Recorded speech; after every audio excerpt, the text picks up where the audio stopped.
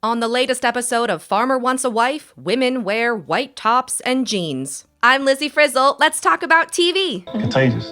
Yeah, it is. The third season of Farmer Wants a Wife is over, but before we talk about the finale, we have to talk about the episode that aired before the finale, otherwise known as the penultimate episode, otherwise known as Meet the Families Part 2. It opens as host Kim Williams-Paisley gives a quick recap of what happened last time. Each farmer and his family met one of his final two ladies. The questions came thick and fast. Immediately, I paused the episode and took to my refurbished Lenovo ThinkPad that can't be off the charger too long to write down the strange phrase she said, so I'd remember to poke fun at it in this video. I thought to myself things like, what a weird way to word something. Who wrote that for her? And, huh? Then, while I was writing this part of the script, I Googled the phrase to do my due diligence, and lo and behold, it's a very common expression, and I'm actually the asshole. Once again, we start in Missouri with Farmer John and his trusty serving stand. Only this time, it's got meat on it instead of pastries. Perhaps a test to see if Claire's family and their no-good, different opinions will eat it.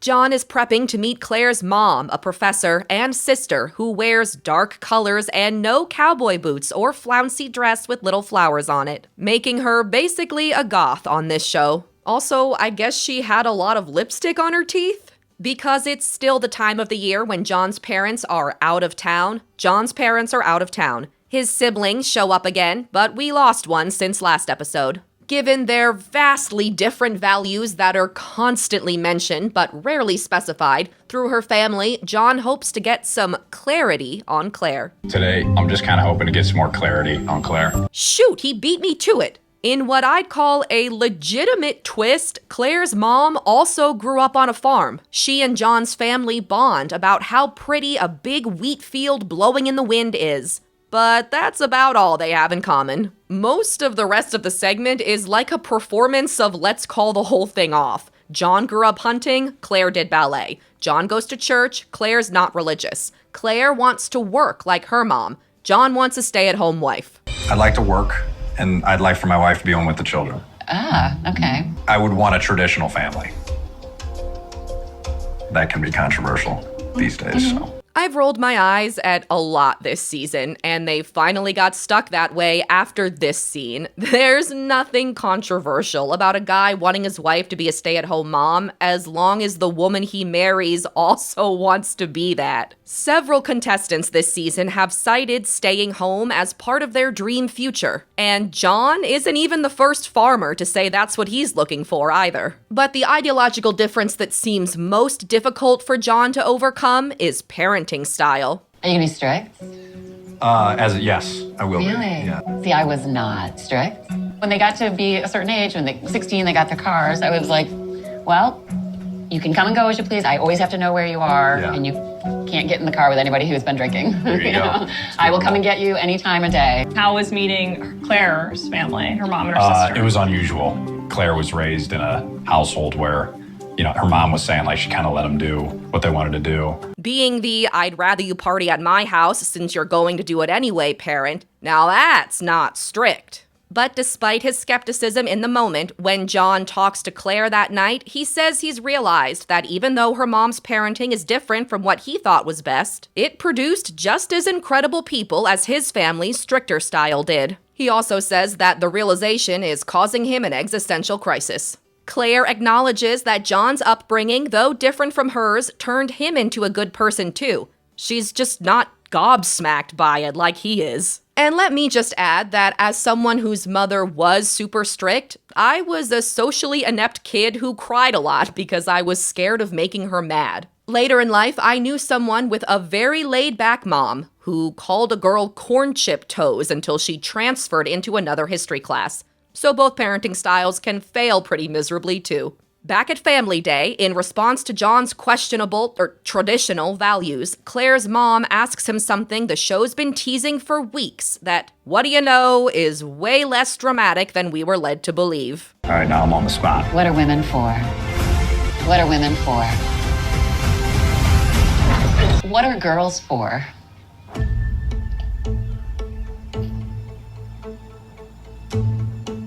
Girls or women? Women. What are women for? Women are a missing piece, so to speak.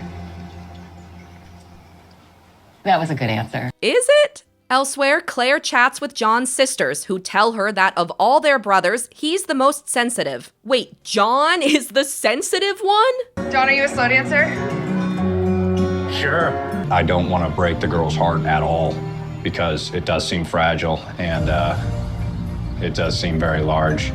That's a lot of pressure. Adios, Juliana. The rest of the segment just reiterates the same few things we're always told about John and Claire's connection. She's very witty. We laugh at the same things. Love being around Claire. She's super funny. What's neat about Claire is she makes me laugh a lot, and she's very witty. I think she's hysterical. I think she's very witty. On their way out, Claire's family admits that they like John more than they expected to, though her mom is still skeptical given all those differences. I think that it's quite obvious that John and I have some pretty big differences. John and I have really key differences. But to one of John's brothers, the differences are a good thing. I think that difference makes it work. That night, John and Claire drink wine and laugh at the same things together like we know they do. Claire says she's in love with their journey, and they kiss goodnight while John's dog Gus watches. Cyrus?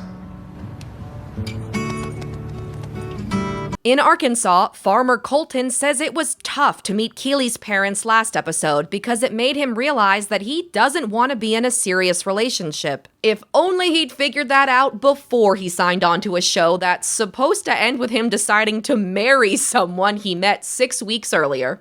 Wait, you don't think he did already know he wasn't looking for a serious relationship and just wanted to be on TV, do you? Colton meets Zoe's mom and sister, and Colton's parents and grandma meet Zoe, who wasn't told that her fly was down despite being surrounded by a TV crew and the guy whose family she's trying to impress. Where's Claire when you need her? Once everyone's arrived and the huggers have announced themselves, as I guess they're wont to do. This is my mom. Nice to meet you. I'm a hugger. Nice to meet you. I'm a hugger. Colton's dad serves homegrown steaks, the first evidence we've ever seen of the cattle on their family's farm, outside of Colton's lower third and the occasional establishing shot. Zoe talks to Colton's family about her nursing career and currently being in school to get her doctorate in anesthesiology. And if the audience reacted at all similarly to how they did the first time she discussed her job, RIP to her inbox. With Zoe's family, Colton also talks about her career. He explains that he doesn't want to pull her away from any opportunity by asking her to move to Arkansas.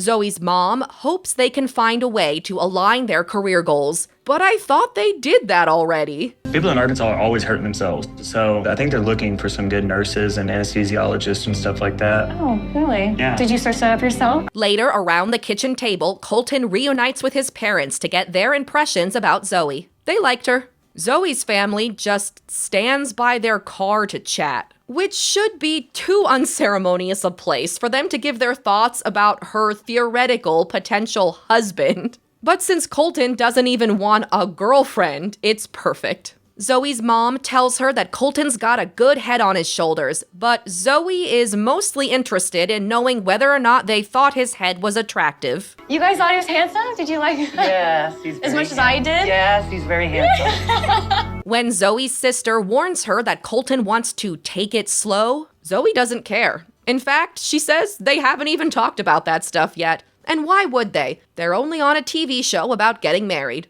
That evening, Colton takes Zoe to his favorite spot on the farm. That may or may not be the same place he brought Bailey on their solo date, shot from a different angle. When Colton reveals that he doesn't want to rush into a relationship, Zoe's down, since she'll still be in school for another 2 years. And because he offers to make lots of trips to Florida, even though he was just talking earlier about how far away it is. I'm so open to doing traveling. Yeah, we go back and forth to Florida all the time. Florida's so far away. Gosh. To camera, Colton admits that he isn't just falling for Zoe, he's been pushed off a bridge. Sort of the opposite of Zoe, who's pulled onto a lap. They kiss while the show plays a song I'm starting to think it's being blackmailed into using.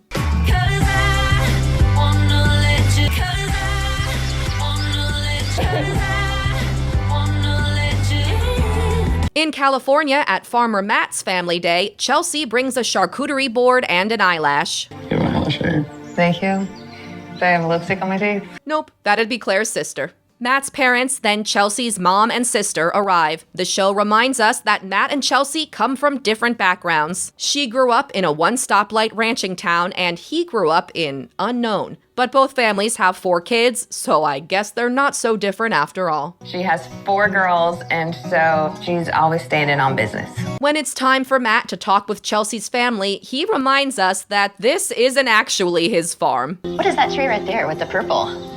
To be completely honest, I have no idea. Meanwhile, Chelsi is nervous to talk with Matt's parents because she's anticipating lots of questions, but the scene is so short, we see them ask literally 2. So do you feel like you might be ready to have children? Why didn't past boyfriends work for you? What was the holdup, or why didn't you see that in others? And Chelsi impresses with both answers. If you can believe it, she's ready to get married and have children, and she's satisfied with her career. Both groups talk excessively about how reserved and slow-moving Matt and Chelsi are. Matt says he loves that for them, but everyone else is worried that it might prevent them from ever progressing the relationship. They've already kissed, though, and said they're into each other, so it's not like they're moving at a snail's pace, more like an older dog's. Chelsi's family asks Matt if he's had the important conversations with her about the future. He says he's tried, but it's tough when they're both so reserved and slow-moving. Later, just to make it even more obvious who his winner is going to be, Matt admits to his parents that he didn't expect to like any of the contestants as much as he does Chelsi. His mom and dad react in a way that could mean they're pleasantly surprised, or could mean they were hoping he'd pick Jordan.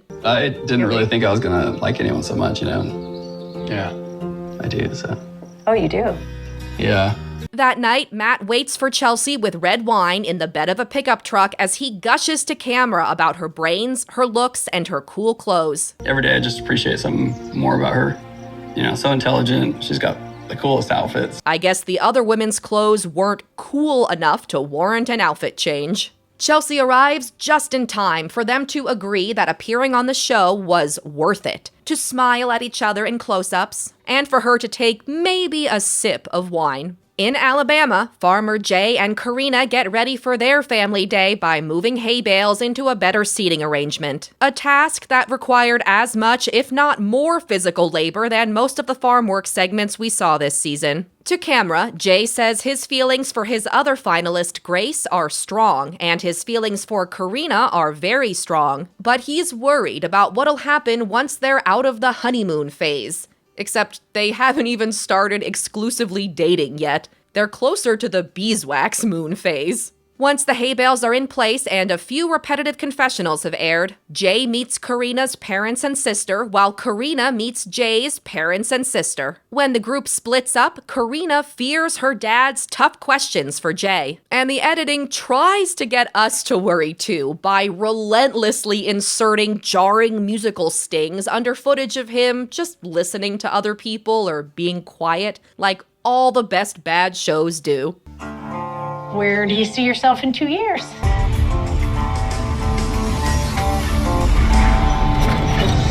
And when Karina's dad does finally ask a question, it's just a softball about Jay's finances. He doesn't even want to know how Jay earns a living or what that living is. He just wants to make sure that Jay wants to make money. Gotta make hay when there's, hay to be made. So close.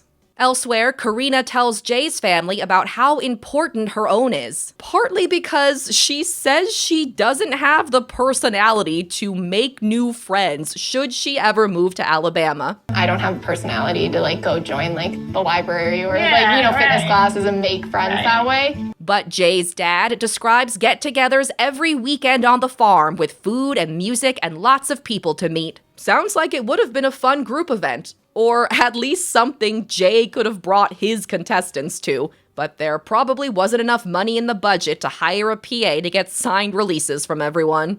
Even with the block parties, Jay's mom worries about Karina's adaptability because as a former city girl herself who came to the country for love, she knows firsthand how hard moving to a rural area can be. She's also going to host the next season. Later, Karina's parents tell her that Jay is too good to be true. Jay's family likes Karina too, just less enthusiastically. I will say that she is very pleasant. If I had to say overall, I do like her. But Jay's parents also wonder if Karina would be happy moving so far away from her family in Wisconsin. Basically the same problem they had with Grace, just without the word codependency wriggling through the segment like an earworm. But despite that, Jay's family still thought Karina could be a good fit for him, and boxes were checked by all. Jay does check the boxes for what my parents are looking for me. Yeah, I'm impressed. He does check a lot of the boxes, and she definitely checks all the boxes, you know. That night, Jay and Karina rehash the day via compressed versions of the conversations they already had. He's worried about her moving to Alabama like his parents told him they were, and she says it'll work out because their families are similar, like she told his parents. Then Karina confesses that she wants to be Jay's wife. To camera, Jay says he could see it, but he could also see it with Grace. Who will become each farmer's winner, and will anyone become a farmer's wife? Find out tomorrow in the season finale recap. Thanks for watching. In the meantime, if you're so inclined, please like and subscribe and turn on notifications to be notified about the next video. Thanks again, and see you tomorrow. Bye!